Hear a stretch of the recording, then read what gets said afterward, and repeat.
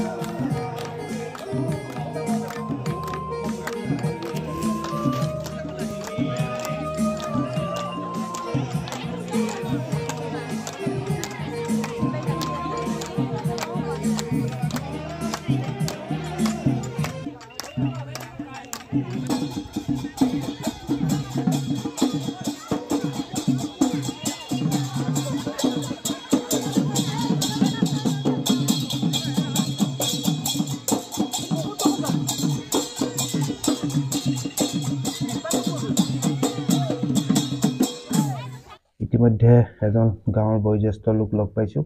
তেওঁৰ মুখেৰে শুনিম আহক আলি আই লৃগাং মানে কি আৰু এই পূজা যে কৰিছে মানে এই সম্পূৰ্ণ বিষয়ে আপোনাক জনাবলৈ চেষ্টা কৰিম আহক নমস্কাৰ আপোনাক আমাৰ চেনেললৈ স্বাগতম জনাইছোঁ মোৰ নাম কুমাৰ পাণ্ডি হয় মই লিগিবাৰী জ্যেষ্ঠ বৰা হয় আৰু লিগিবাৰী বাণিজ্য কেইবাজন মানে গাঁও এইটো প্ৰথম হৈছে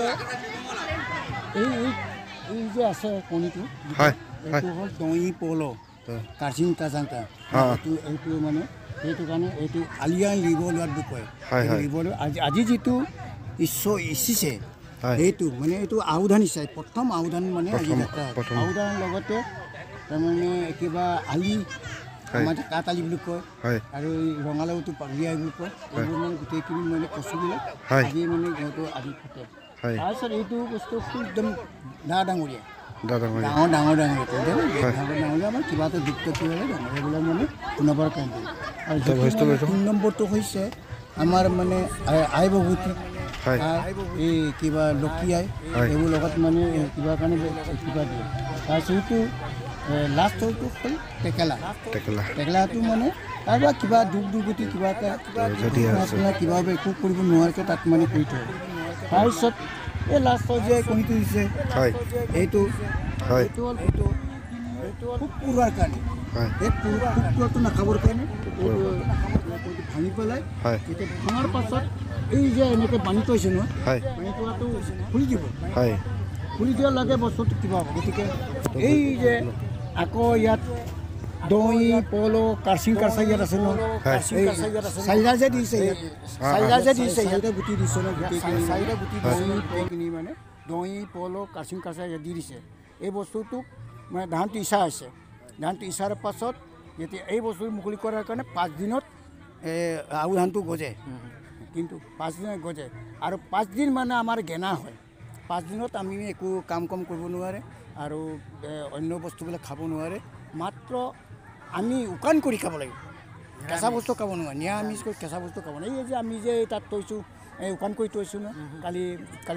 কালিয়ে এইটো উকান কৰি থৈছোঁ এইটো ভকতসকলে এইটো শেষ কৰাৰ পাছত নিয়ম নীতিটো কৰা হ'ব গতিকে প্ৰত্যেক বছৰত ফাগুন মাহৰ প্ৰত্যেক বুধবাৰে মানে আমি আলি আই লৃগাংটো ইয়াত মানে মাংগলিক কিবাটো আমি কৰা হয় গতিকে আমাৰ ইয়াৰ পাছত এতিয়া আকৌ ডেকা গাভৰু এই বোৱাৰী গোটেই নাচ গান কৰি পেলাই গোটেই যথেষ্ট ফূৰ্তি কৰি আৰু আমাৰ যদি সময় অকলে কিবা হ'লে ঘৰে ঘৰেতো ফূৰ্তি কৰে আৰু আজিৰ দিনটো আমাৰ ঘৰে মানে খোৱা বোৱা একদম মানে পূৰা আমাৰ বিহু উৎসৱ মানে কিবা কৰে নাচে আৰু ধুনীয়াকৈ আমি এইটো প্ৰত্যেক বছৰে পালন কৰা হয় সেইটোকে মই কৈ ইতিমধ্যে আমি তেওঁলোকৰ পৰা গম পালোঁ এইটো এটা মিচিং সম্প্ৰদায়ৰ মানে কৃষিভিত্তিক উৎসৱ হয় আৰু এই আলি আই লৃগাংটো তেওঁলোকৰ যি আহু ধানৰ খেতি কৰে সেই খেতিত পোক পৰুৱা নালাগিবৰ বাবে তেওঁলোকে এই পূজাটো মানে প্ৰত্যেক ফাগুন মাহৰ